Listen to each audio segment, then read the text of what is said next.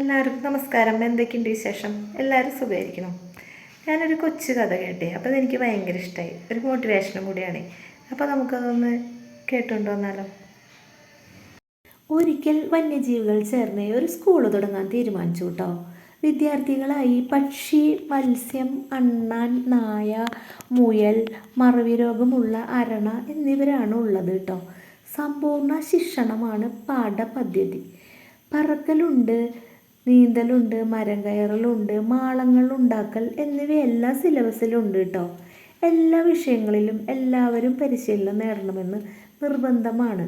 പറക്കുന്നതിൽ മികവ് കാണിക്കുന്ന പക്ഷിക്ക് ആ വിഷയത്തിൽ എപ്പോഴും ഉയർന്ന മാർക്ക് കിട്ടിയിട്ടോ. എന്നാൽ മാള നിർമ്മാണം പരിശീലിക്കുമ്പോഴേ പക്ഷിയുടെ കൊക്കു പൊട്ടുകയും തൂവൽ കൊഴുകയും ചെയ്തു. മരം കയറ്റത്തിലും നീന്തലിലും പരാജയം തന്നെയായിരുന്നു ഫലം കേട്ടോ. ഇതുണ്ടാക്കിയ നിരാശ ക്രമേണ പക്ഷിയുടെ പറക്കാനുള്ള മികവിനെയും ബാധിച്ചു. പാവണ്ട് അല്ലേ?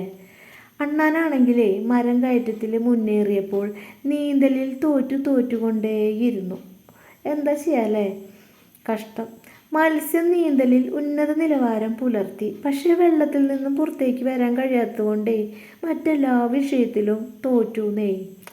കുറിക്കുക എന്ന വിഷയം കൂടി പാഠ്യപദ്ധതിയിൽ ഉൾപ്പെടുത്തണമെന്ന് ആവശ്യപ്പെട്ട് നായയാണെങ്കിലേ ഫീസ് അടയ്ക്കാതെ ക്ലാസ്സുകൾ ബഹിഷ്കരിച്ചു.